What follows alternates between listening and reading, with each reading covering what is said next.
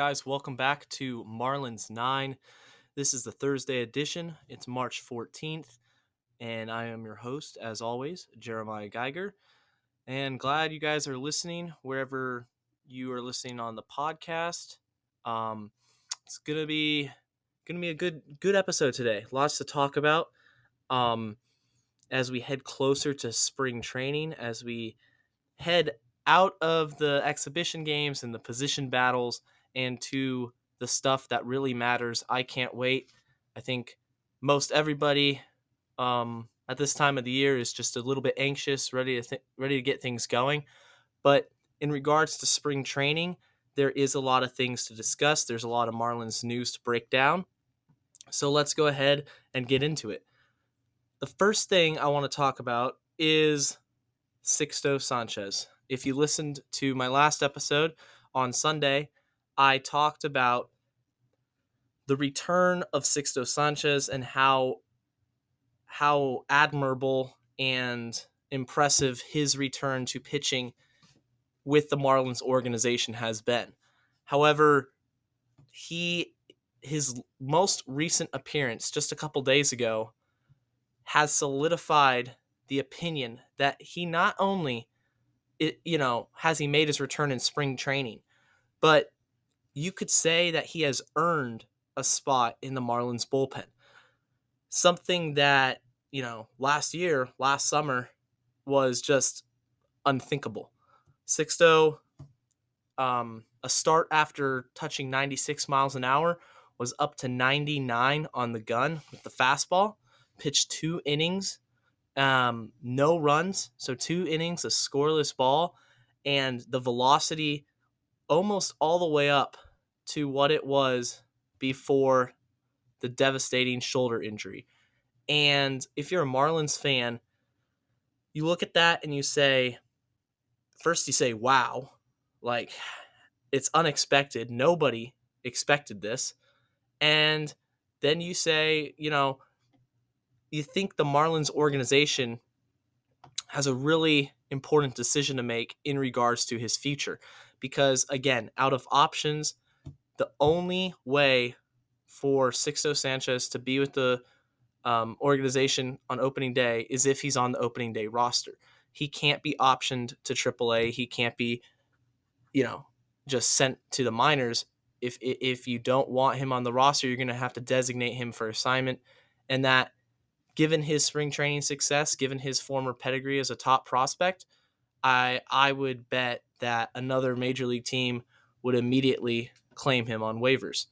So I'd love to see Sixto make the opening day roster. There's a spot for him in this bullpen. We're going to get into the bullpen. But first off, Sixto Sanchez should be on the Marlins opening day roster. Point blank, period. He's got stuff. He says he's feeling great. And 99 miles an hour, that is just what Sixto Sanchez was throwing, 99, 100 before the injury. He's going out there and proving everybody wrong. I absolutely love it. I'm one of the biggest Sixto Sanchez fans right now. Just for the story that is being told this spring training, it's amazing.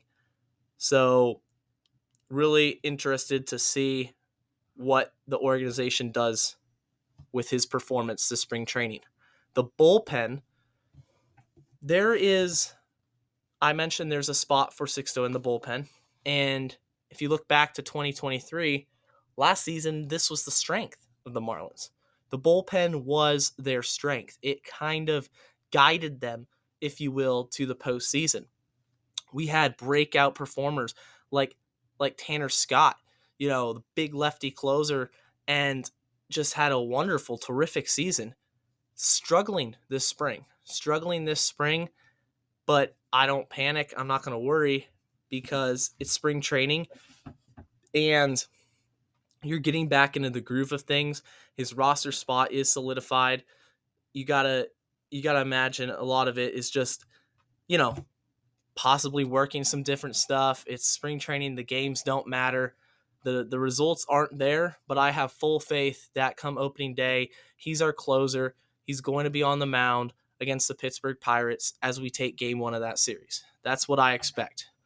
And the rest of the bullpen, there's some question marks, right? There's some question marks because there are guys that have left the organization, moved on to different teams. Dylan Floro, no longer with the Marlins. AJ Puck, still with the Marlins, but is being transitioned into the starting rotation. You have guys like Huascar Brazoban, who, due to a visa issue, isn't even with the team. He isn't even on in spring training, hasn't gotten any repetitions, any pitches in a game environment. He's still in the Dominican Republic, it looks like. And, we don't know when those issues with his visa are going to be fixed. So Huascar Brazoban, another guy that might not be able to contribute immediately for Miami. They do have a lot of options, though. That is something that Miami certainly has. And we talk about the depth of the Marlins rotation. Well, the depth kind of stretches into the bullpen as well. JT Chargois, another guy who is going to be on the injured list come opening day, another guy that contributed last season and is no longer available to contribute immediately. But look at this. George Soriano, big right-hander, power stuff, big time slider. You look at Baseball Savant, George Soriano, his slider is a weapon. Opponents hitting 162, and he throws it almost as much as he throws his fastball. 162 against the slider. That's a real put-away pitch. That is a real weapon. George Soriano, name to look for in the Marlins bullpen here in 2024. Another guy I want to mention, Anthony Bender. Anthony Bender hasn't pitched since 2022, coming off Tommy John surgery. And that's a bit of a question mark for any pitcher, really, that is dealing with an injury like that, because you don't know how the elbow is going to hold up over a full season. There's always that question mark of working him back into, the swing of things. And, you go a year and a half, going on 2 years of not pitching in a baseball game. That's natural. That there's always going to be that question mark. But he's a wild card in the sense of big time arm, big, powerful fastball, sitting 98, 97, 99 miles an hour. That's a weapon in the back end of the Marlins bullpen. You got Soriano, you got Anthony Bender, you got Tanner Scott, and you got Andrew Nardi, who's another really, really good left-handed option out of the bullpen. Those 4 guys, you're sitting there as a Marlins fan, and you're excited for all of them. Bender, again, a bit of a mystery coming off that injury, such a serious injury and surgery, all the recovery time. You're going to want to see how Skip Schumacher utilizes him. What inning is he going to pitch in the 6th? Is he going to pitch in the 7th? Time will tell. But the biggest wild card of all is Max Meyer. Okay? Max Meyer. You got Max Meyer, who is going to start the year in AAA, but he's just waiting in the wings, right? Waiting in the wings for an opportunity to either start or to come in in the Marlins bullpen. It really is going to be interesting to see how the front office and how management handles the situation of Max Meyer. Again, a guy coming off Tommy John surgery, and a lot of recovery time. He's been away for the game for a while. And how are they going to handle his innings? What innings will he be pitching? What role will he be a part of in the pitching staff in 2024? So Sixto Sanchez, Max Meyer, both those guys, fascinating to see how Miami handles them. If I was a general manager, Sixto is in the bullpen to start the year. I think he's earned a spot. A lot of people on Twitter saying that he should be a starting pitcher again, and that's just realistically not going to happen. Really ramping up in spring training as a reliever. I think that's the path for him in 2024. And at this point in his career, you're not gonna have any problem with that whatsoever. You're gonna have Max Meyer in AAA waiting in the wings, kind of waiting to see how's the rotation. Is somebody faltering, um, ready to step in and take back his spot either in the rotation or find a spot in the bullpen where he can be a high leverage, big time arm coming at you from the right side. Former top 5, third overall pick. Obviously, he's talented. Miami is expected to compete internally. A lot of baseball pundits and podcasts and shows are going to say, "Oh, the NL East is stacked. You're not going to compete." Well, the Marlins think they can compete. I think they can compete, and you're going to want a piece like Max Meyer in your on your roster, in your bullpen or in your rotation. He will contribute some way, some shape or form. And now we're going to transition more from the bullpen and talking about different players and such into the starting rotation. How is the rotation looking come opening day? Again, without Sixto Sanchez. Without Sandy Alcantara. Sandy Alcantara, Tommy John surgery, he's done for the entire year. He won't be pitching in 2024. Jesus Luzardo is going to be the number 1. Who is going to be the number 2, 3, and 4? Well, we have a couple injuries. Braxton Garrett, shoulder injury. He's not going to be ready for opening day.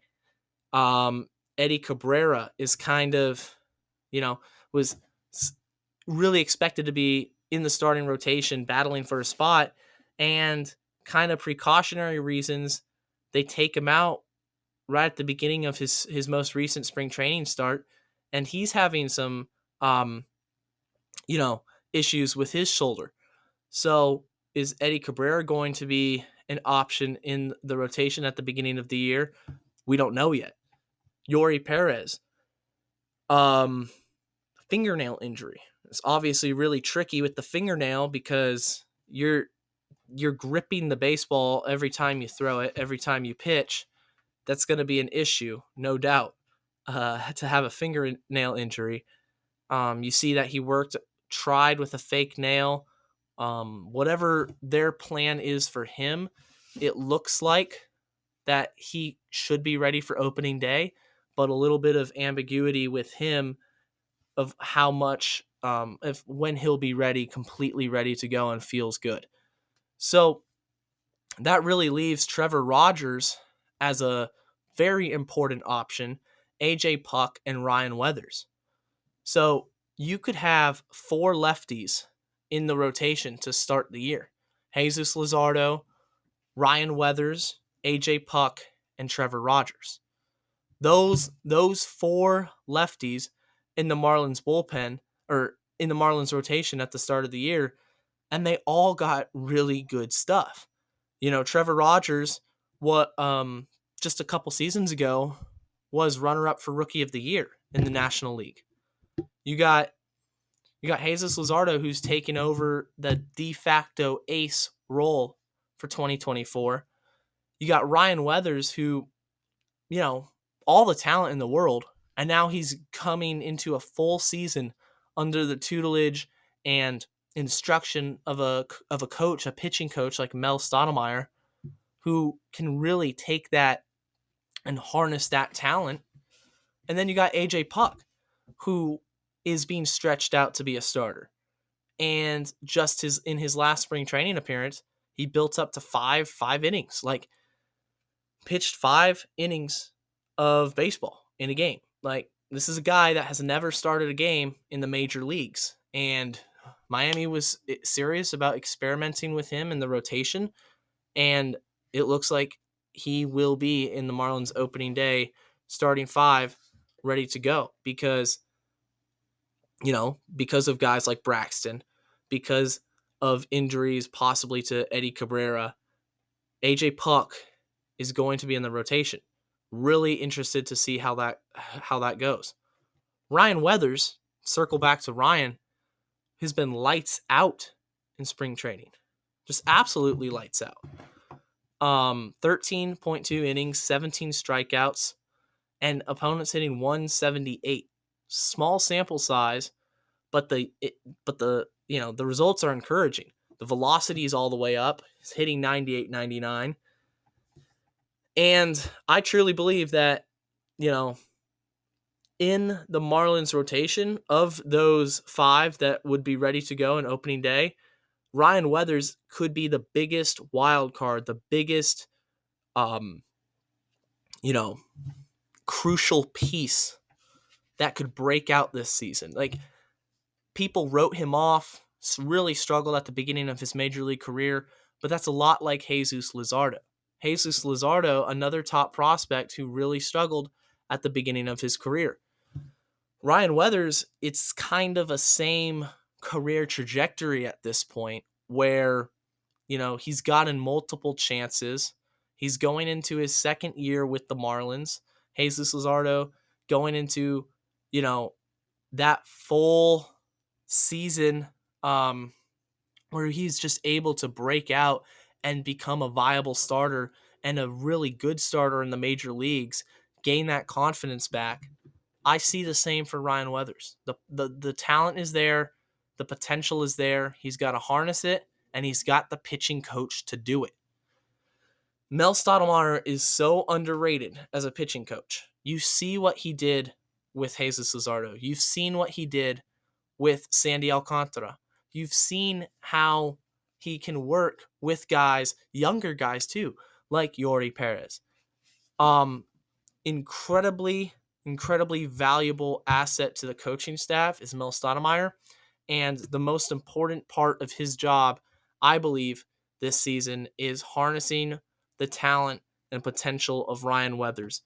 My prediction is that Ryan is going to have a super good year, a breakout season from Ryan Weathers, and could not be more excited to see how this plays out. A lot of new names in this rotation, but it's the strength of the team, and I'm ready to rock with it. We're now going to talk transition a little bit into 2 players that kind of want to give some attention to. Number 1 being Troy Johnston. In my podcast with Peter Pratt last week, mentioned Troy Johnston a little bit. And Troy was cut again from the major league roster, sent to AAA, back to minor league camp. And as a fan, you look at the numbers, the dude's hitting, he's a professional, goes out every day and hits the baseball. He's hit at every single level.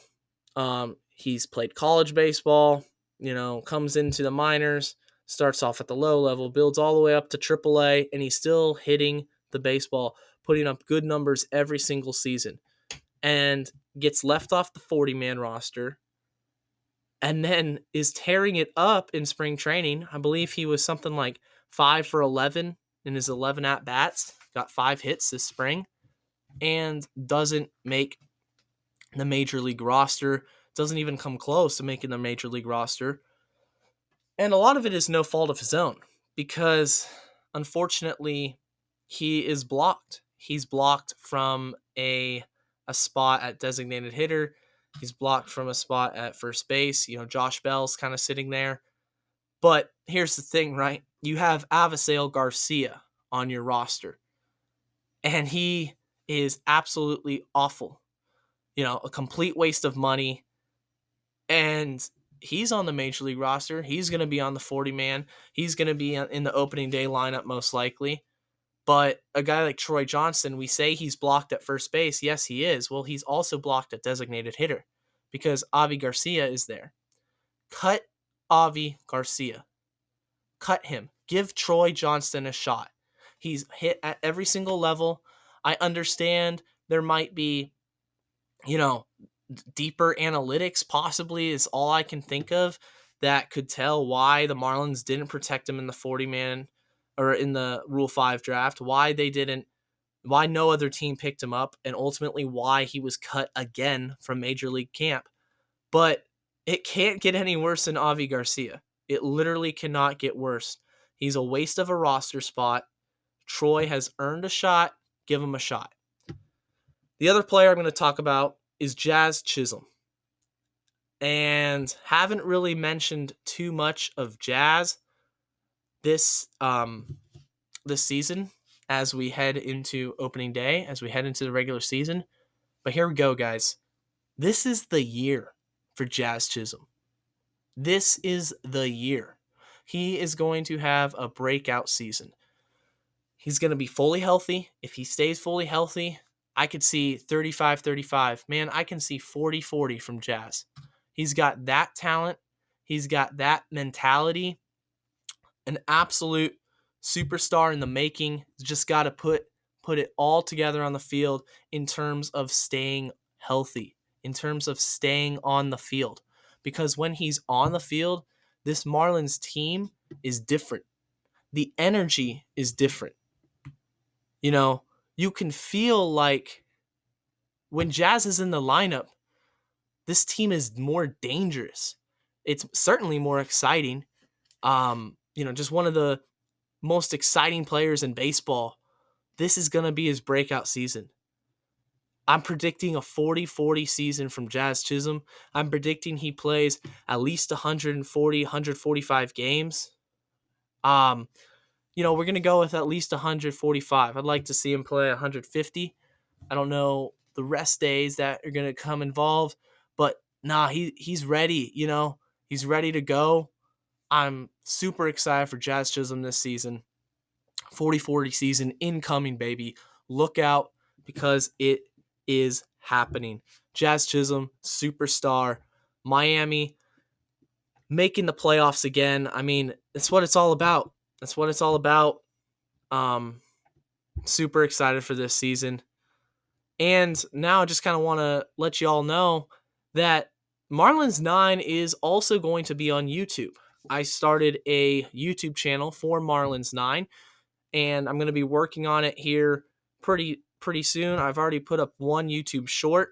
I'm going to start putting out more of those, excerpts from my podcast, YouTube shorts, just a little project to do, as well as full-length podcast episodes.